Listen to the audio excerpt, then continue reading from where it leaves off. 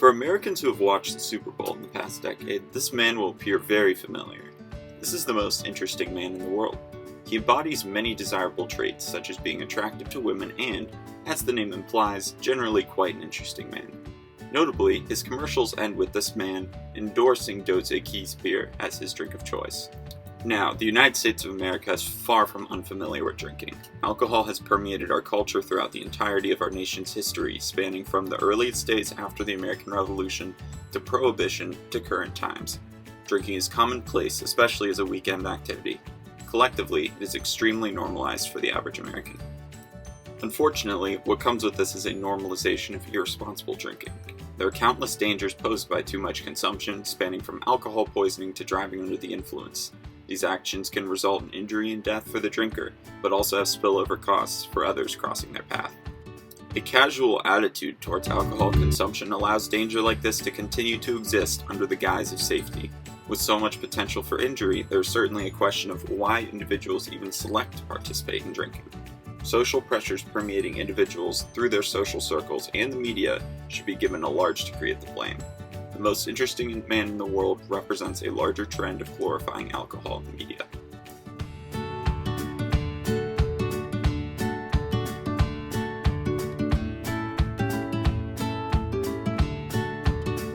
When it comes to the dangerous elements of alcohol, the culprit is often binge drinking. Binge drinking occurs when an individual consumes an excess amount of alcohol, resulting in a rise in the individual's blood alcohol concentration, or BAC, over 0.08%. With this rise in BAC, the individual's movements and thought patterns will begin to slow and they will generally get a feeling of relaxation. As a result, their mannerisms are noticeably altered. The most direct danger the individual faces is internal. Excess consumption of alcohol can result in alcohol poisoning, resulting in the onset of illness. Even with medical treatment, alcohol poisoning can lead to death. Given the prominence of binge drinking in the United States, alcohol poisoning is a danger that needs to be better understood and accounted for by drinkers. Another major danger is drunk driving. If an individual binge drinks and operates a motor vehicle shortly after, they are engaging in drunk driving. The danger of it arises from an inhibition of reflexes and cognition necessary to safely operating a motor vehicle. This can result in devastating injury and even death. Drunk driving is especially dangerous to the public because it can endanger anyone on the roads. A driver under the influence can collide with anyone in their proximity, meaning that other drivers, pedestrians, and bikers are in imminent danger. This spillover cost to society claims many lives annually, with Ohio being one of the states with the greatest number of fatalities. As with most issues, the dangers of alcohol are currently being addressed to some extent. The phrase, "please drink responsibly," is visible in most pieces of advertising for alcohol. Encouraging individuals to drink responsibly may seem noble, but is unlikely to dissuade someone from binge drinking.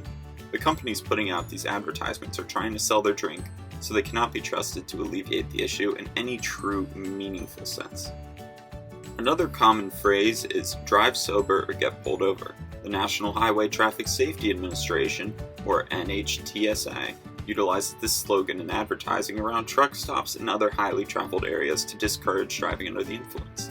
This campaign has been rather effective, though is limited by the lack of meaningful outreach outside of specific environments. A final active lobby in preventing irresponsible alcohol use is the ride-sharing industry. Companies like Uber and Lyft allow people to order drivers to bring them from one location to another. This service is advocated for as a solution to drunk driving. While it has been shown to potentially alleviate drunk driving, it does not directly address the root of the issue, the collective desire to drink in excess. With all this information, why would people still choose to drink? A commonly cited reason is social influences. People see their social circles drink and feel peer pressure to join in. Social influences are not just felt on an individual basis. Mass media can actually prove to influence society as a whole. The media we consume has a greater effect than we may realize.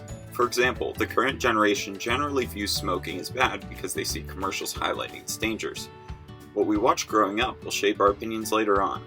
Consequently, beer and liquor companies running commercials glorifying their drinks will wield a significant level of control over how alcohol consumption is viewed. Budweiser tells us, "Where there's life, there's Bud." The most interesting man in the world tells us, "I don't always drink beer, but when I do, I prefer Dos Equis." Positive portrayals like these do not just normalize alcohol. They paint alcohol as a source of exceptionality. The result is a dominant medium force in favor of drinking, glossing over the dangers inherent to it with a false sense of safety.